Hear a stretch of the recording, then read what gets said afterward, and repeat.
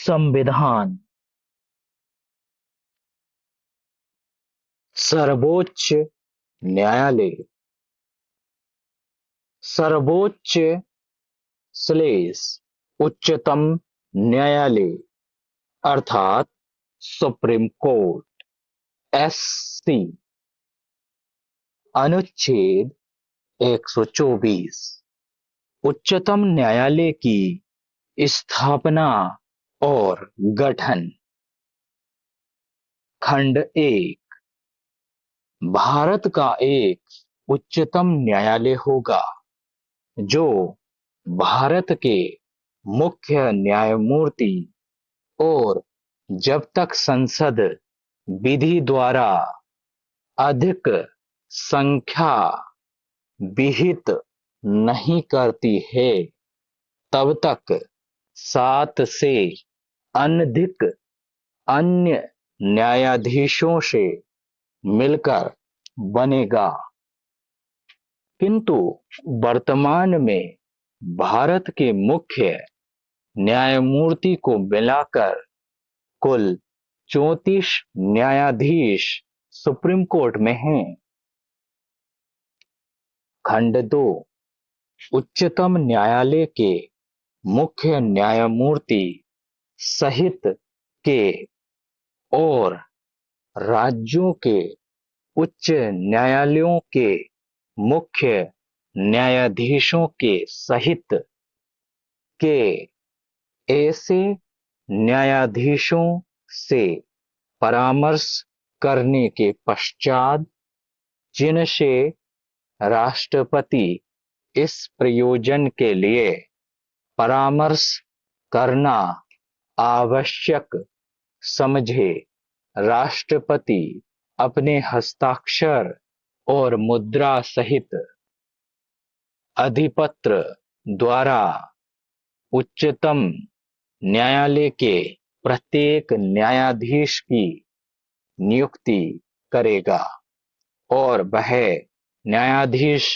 तब तक पद धारण करेगा जब तक वह 65 वर्ष की आयु या 6 वर्ष का कार्यकाल पूरा नहीं कर लेता है।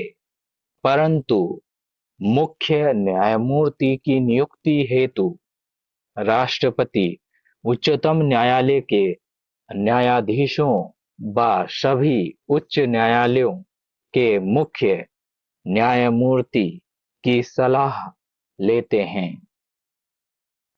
परंतु यह और कि कोई न्यायाधीश राष्ट्रपति को संबोधित अपने हस्ताक्षर सहित लेख द्वारा अपना पद त्याग सकेगा। किसी न्यायाधीश को खंड 4 में उपबंधित रीति से उसके पद से हटाया जा सकेगा। 2 उच्चतम न्यायालय के न्यायाधीश की आयु ऐसे प्राधिकारी द्वारा और ऐसी रीति से अवधारित की जाएगी जिसका संसद विधि द्वारा उपबंध करे। खंड 3 कोई व्यक्ति उच्चतम न्यायालय के न्यायाधीश के रूप में नियुक्ति के लिए तभी अर्हित होगा जब वह भारत का नागरिक है और किसी उच्च न्यायालय का या ऐसे 2 या अधिक न्यायालयों का लगातार कम से कम 5 वर्ष तक न्यायाधीश रहा है या किसी उच्च न्यायालय का या ऐसे 2 या अधिक न्यायालयों का लगातार कम से कम 10 वर्ष तक अधिवक्ता रहा है या राष्ट्रपति की राय में पारंगत विधिवेत्ता है। इस संदर्भ में राष्ट्रपति कोलेजियम की सलाह को मानते हैं और वह ये सलाह मानने हेतु बाध्य भी होते हैं। कोलेजियम सुप्रीम कोर्ट के 5 वरिष्ठ जजों से मिलकर बनता है। इस खंड के प्रयोजन के लिए किसी व्यक्ति के अधिवक्ता रहने की अवधि की संगणना करने में वह अवधि भी सम्मिलित की जाएगी जिसके दौरान किसी व्यक्ति ने अधिवक्ता होने के पश्चात ऐसा न्यायिक पद धारण किया है जो जिला न्यायाधीश के पद से अवर नहीं है। खंड 4 उच्चतम न्यायालय के किसी न्यायाधीश को उसके पद से तब तक नहीं हटाया जाएगा जब तक साबित कदाचार या असमर्थता के आधार पर ऐसे हटाए जाने के लिए संसद के प्रत्येक सदन द्वारा अपनी कुल सदस्य संख्या के बहुमत द्वारा तथा उपस्थित और मत देने वाले सदस्यों के कम से कम 2/3 बहुमत द्वारा समर्थित समावेदन राष्ट्रपति के समक्ष उसी सत्र में रखे जाने पर राष्ट्रपति ने आदेश नहीं दे दिया है, अर्थात न्यायाधीशों को महाभियोग जैसी प्रक्रिया द्वारा हटाया जा सकेगा। खंड 5 संसद खंड 4 के अधीन किसी समावेदन के रखे जाने की तथा न्यायाधीश के कदाचार या असमर्थता के अन्वेषण और साबित करने की प्रक्रिया का विधि द्वारा विनियम कर सकेगी। खंड 6 उच्चतम न्यायालय का न्यायाधीश होने के लिए नियुक्त प्रत्येक व्यक्ति अपना पद ग्रहण करने के पहले राष्ट्रपति या उसके द्वारा इस निमित्त नियुक्त व्यक्ति के समक्ष तीसरी अनुसूची में इस प्रयोजन के लिए दिए गए प्रारूप के अनुसार शपथ लेगा या प्रतिज्ञान करेगा और उस पर अपने हस्ताक्षर करेगा। खंड 7 कोई व्यक्ति जिसने उच्चतम न्यायालय के न्यायाधीश के रूप में पद धारण किया है, भारत के राज्य क्षेत्र के भीतर किसी न्यायालय में या किसी प्राधिकारी के समक्ष अभिवचन या कार्य नहीं करेगा।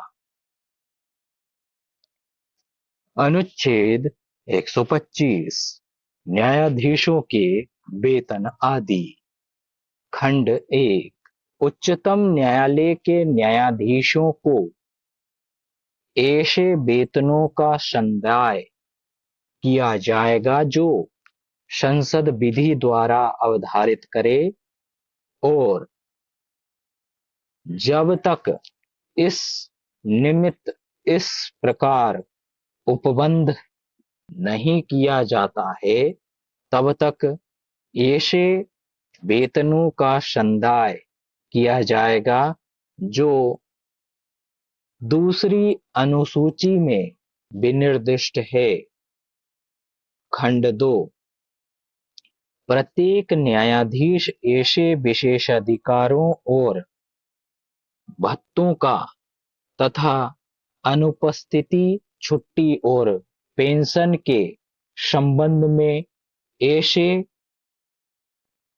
अधिकारों का जो संसद द्वारा बनाई गई विधि द्वारा या उसके अधीन समय समय पर अवधारित किए जाएं, और जब तक इस प्रकार अवधारित नहीं किए जाते हैं, तब तक ऐसे विशेष अधिकारों, भत्तों और अधिकारों का जो दूसरी अनुसूची में विनिर्दिष्ट है हकदार होगा।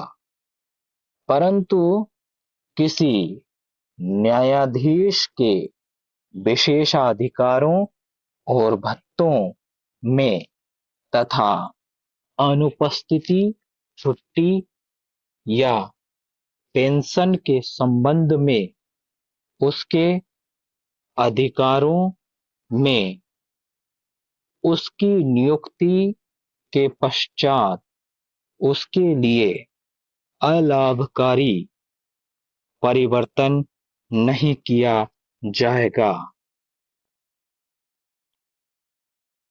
उच्चतम न्यायालय के न्यायाधीशों का वेतन मासिक रूप से 2,50,000 रुपए होता है और मुख्य न्यायमूर्ति का वेतन मासिक रूप से 2,80,000 रुपए होता है, और ये वेतन उन्हें भारत की संचित निधि से दिया जाता है। उच्चतम न्यायालय के न्यायाधीशों को उनके पद से हटाने हेतु राष्ट्रपति पर महाभियोग जैसी प्रक्रिया अपनाई जाती है, किंतु अब तक किसी भी न्यायाधीश को उनके पद से नहीं हटाया गया है, किंतु इस हेतु प्रस्ताव रंगास्वामी व रामास्वामी के विरुद्ध लाया गया था, किंतु पारित नहीं हो सका था। अनुच्छेद 126 कार्यकारी मुख्य न्यायमूर्ति की नियुक्ति। अगर मुख्य न्यायमूर्ति किसी कारण से अनुपस्थित है, तो राष्ट्रपति उच्चतम न्यायालय के 33 न्यायाधीशों में से एक को कार्यकारी मुख्य न्यायमूर्ति बना सकते हैं। कार्यकारी मुख्य न्यायमूर्ति को मुख्य न्यायमूर्ति को संदाय, प्राधिकार और सुविधाएं प्राप्त होगी। अनुच्छेद 127 तदर्थ न्यायाधीशों की नियुक्ति। खंड 1।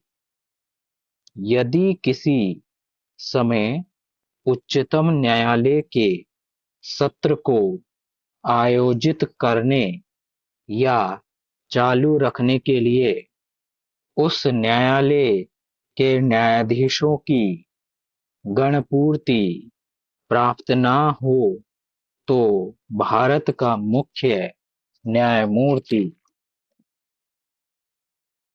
राष्ट्रपति की पूर्व सहमति से और संबंधित उच्च न्यायालय के मुख्य न्यायमूर्ति से परामर्श करने के पश्चात किसी उच्च न्यायालय के किसी ऐसे न्यायाधीश से जो उच्चतम न्यायालय का न्यायाधीश नियुक्त होने के लिए सम्यक रूप से अर्हित है और जिसे भारत का मुख्य न्यायमूर्ति नामोदित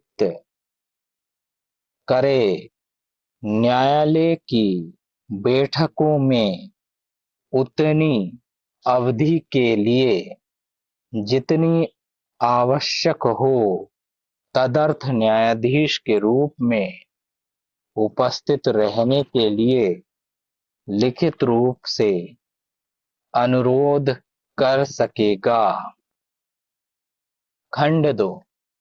इस प्रकार नामोदित न्यायाधीश का कर्तव्य होगा कि वह अपने पद के अन्य कर्तव्यों पर पूर्विकता देकर उस समय और उस अवधि के लिए जिसके लिए उसकी उपस्थिति अपेक्षित है, उच्चतम न्यायालय की बैठकों में उपस्थित हो और जब वह इस प्रकार उपस्थित होता है तब उसको उच्चतम न्यायालय के न्यायाधीश की सभी अधिकारिता, शक्तियां और विशेषाधिकार होंगे और वह उक्त न्यायाधीश के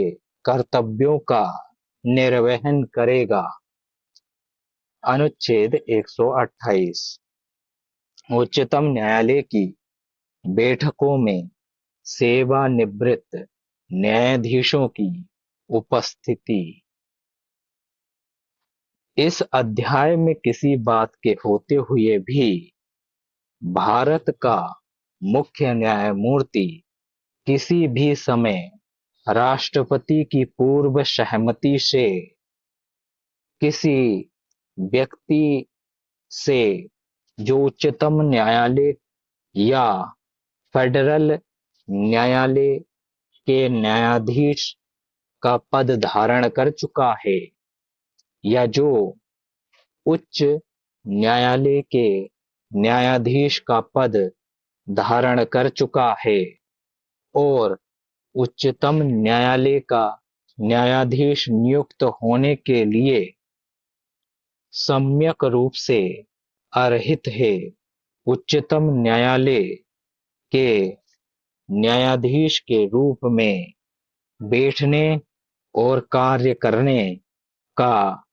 अनुरोध कर सकेगा और प्रत्येक ऐसा व्यक्ति जिससे इस प्रकार अनुरोध किया जाता है, इस प्रकार बैठने और कार्य करने के दौरान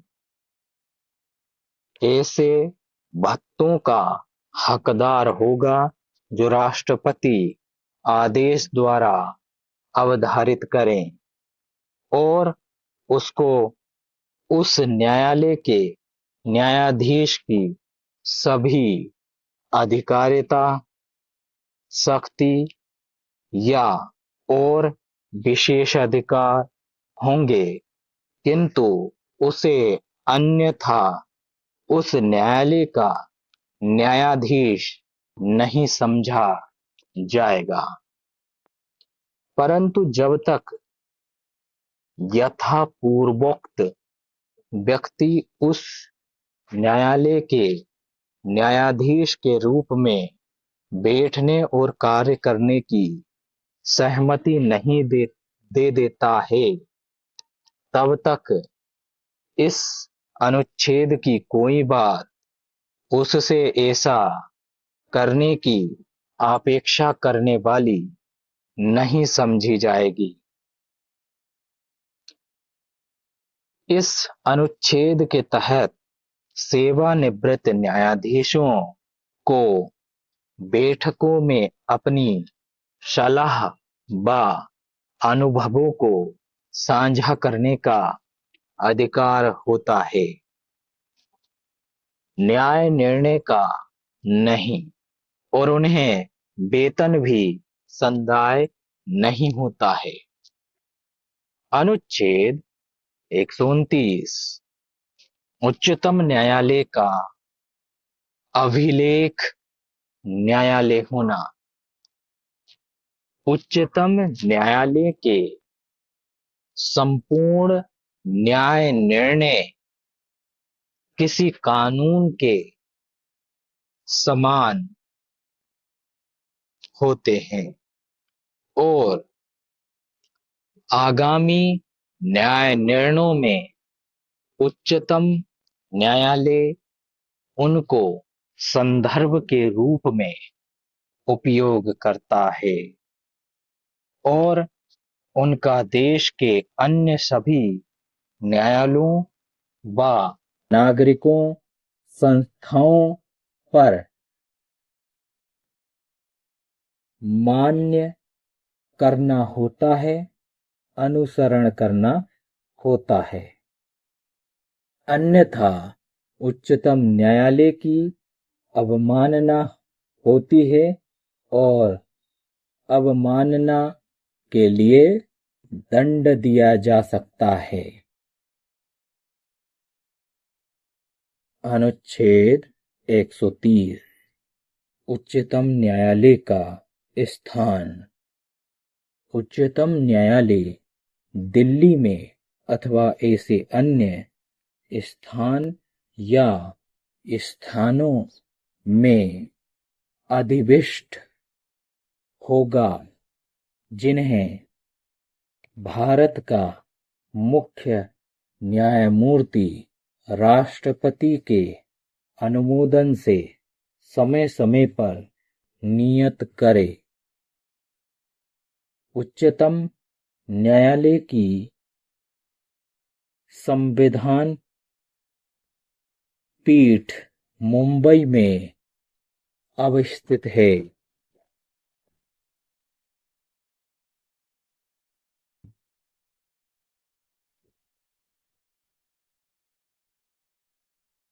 अनुच्छेद 131 उच्चतम न्यायालय की आरंभिक अधिकारिता। इस संविधान के उपबंधों के अधीन रहते हुए क भारत सरकार और एक या अधिक राज्यों के बीच या ख एक और भारत सरकार और किसी राज्य या राज्यों और दूसरी ओर एक या अधिक अन्य राज्यों के बीच या ग दो या अधिक राज्यों के बीच किसी विवाद में यदि और जहां तक उस विवाद में विधि का या तथ्य का ऐसा कोई प्रश्न अंतर्वलित है जिस पर किसी विधिक अधिकार का अस्तित्व या विस्तार निर्भर है, तो और वहां तक अन्य न्यायालयों का अपवर्जन करके उच्चतम न्यायालय को आरंभिक अधिकारिता होगी।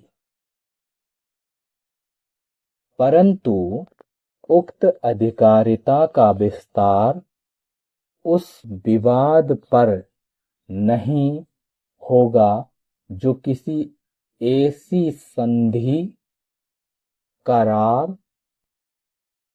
प्रसंविदा, वचनबद्ध, सनद या बेसी ही अन्य लिखत से उत्पन्न हुआ है, जो इस संविधान के प्रारंभ से पहले की गई थी या निष्पादित की गई थी और ऐसे प्रारंभ के पश्चात प्रवर्तन में है, या जो यह उपबंध करती है कि उक्त अधिकारिता का विस्तार ऐसे विवाद पर नहीं होगा।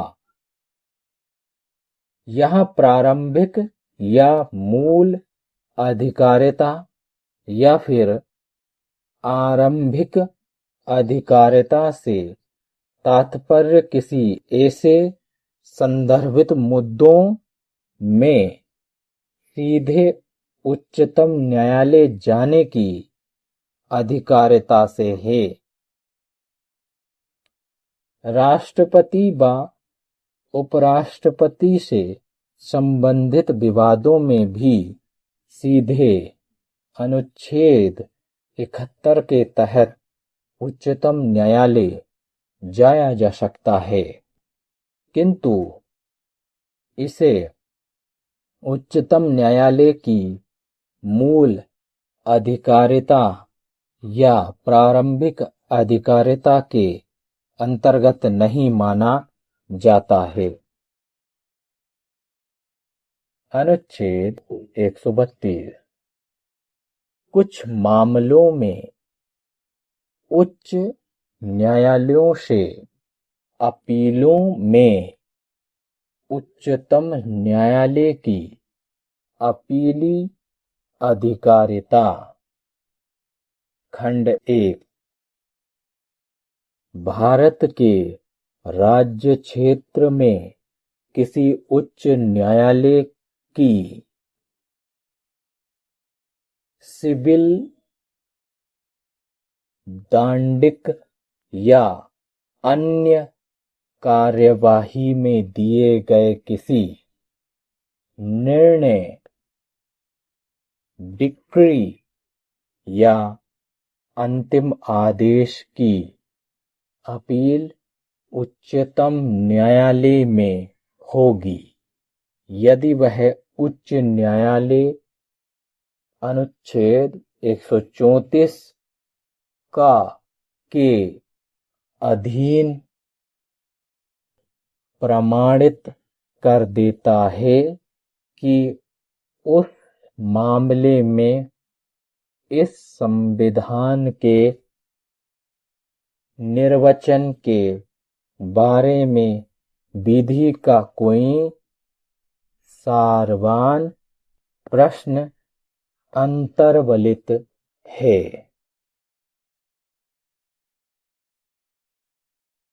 खंड 3 जहां ऐसा प्रमाण पत्र दे दिया गया है, वहां उस मामले में कोई पक्षकार इस आधार पर उच्चतम न्यायालय में अपील कर सकेगा कि पूर्वोक्त किसी प्रश्न का विनिश्चय गलत किया गया है। इस अनुच्छेद के खंड 2 के अधीन वर्णित अंतिम आदेश पद के अंतर्गत ऐसे विवाद का विनिश्चय करने वाला आदेश है, जो यदि अपीलार्थी के पक्ष में विनिश्चय किया जाता है तो उस मामले के अंतिम निपटारे के लिए पर्याप्त होगा।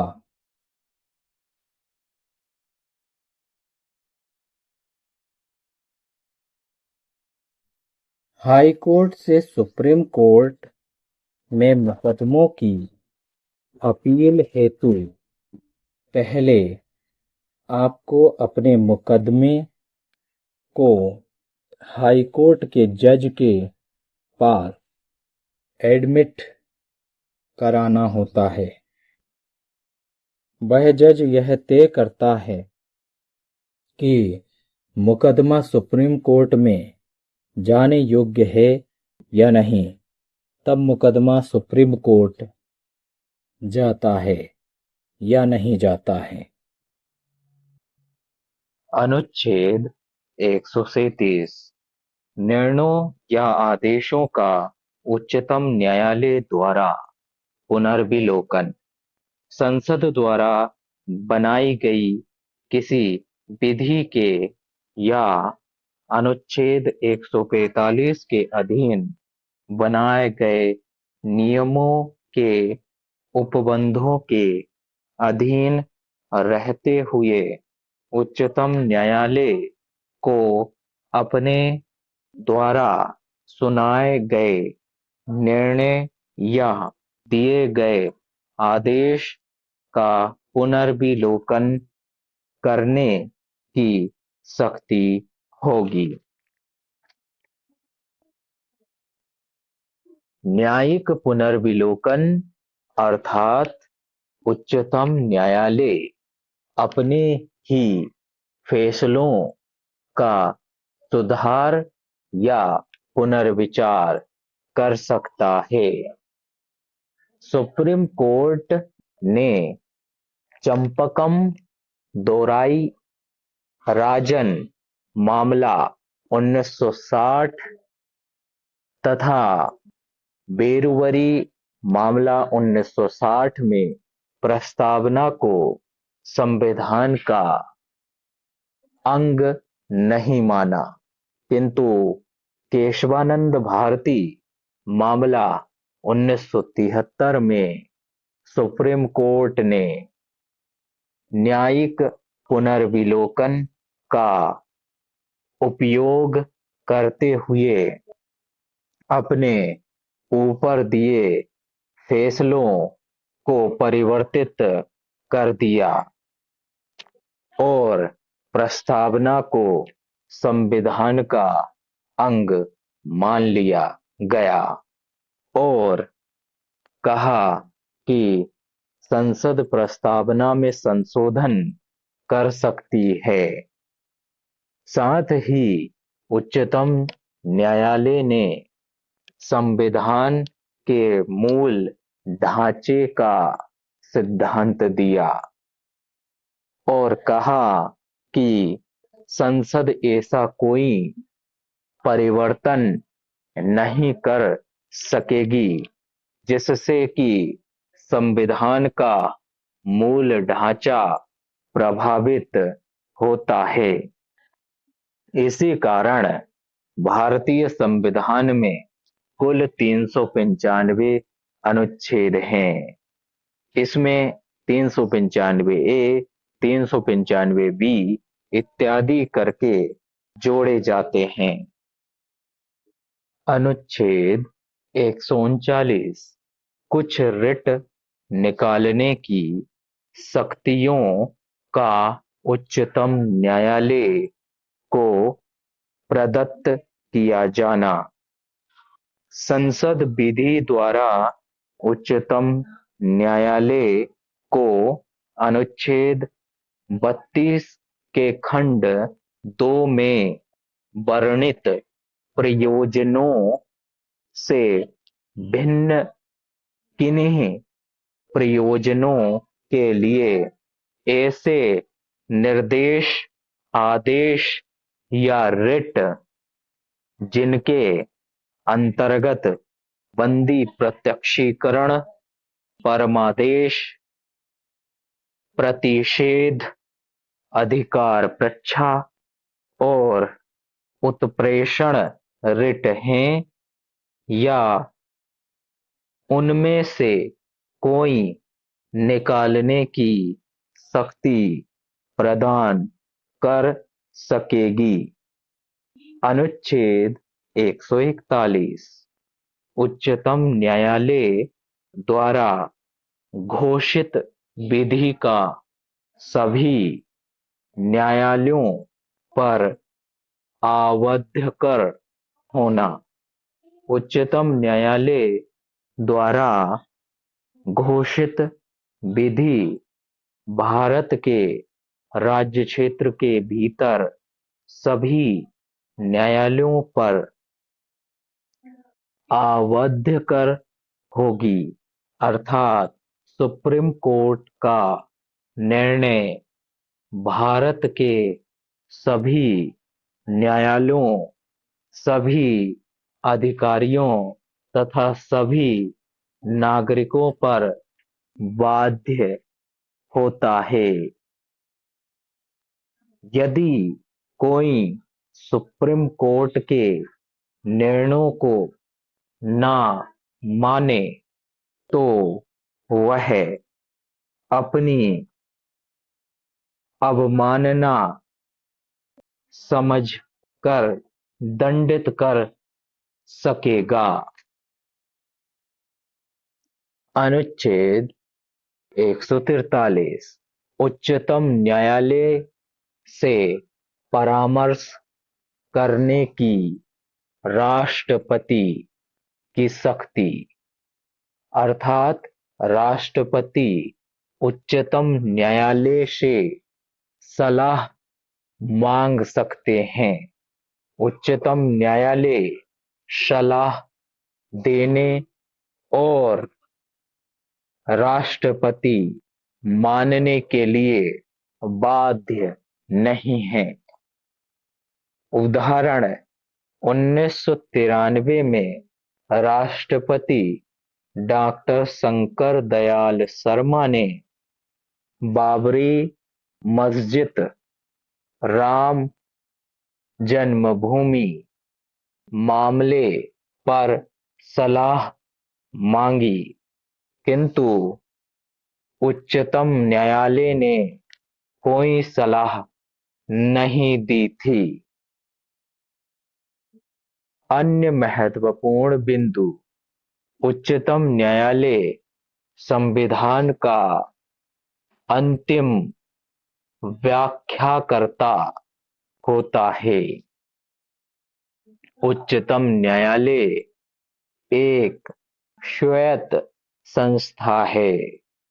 वह अपनी निष्पक्षता बनाए रखने हेतु अपने सभी कर्मचारियों की नियुक्ति, पदोन्नति और पदच्युति,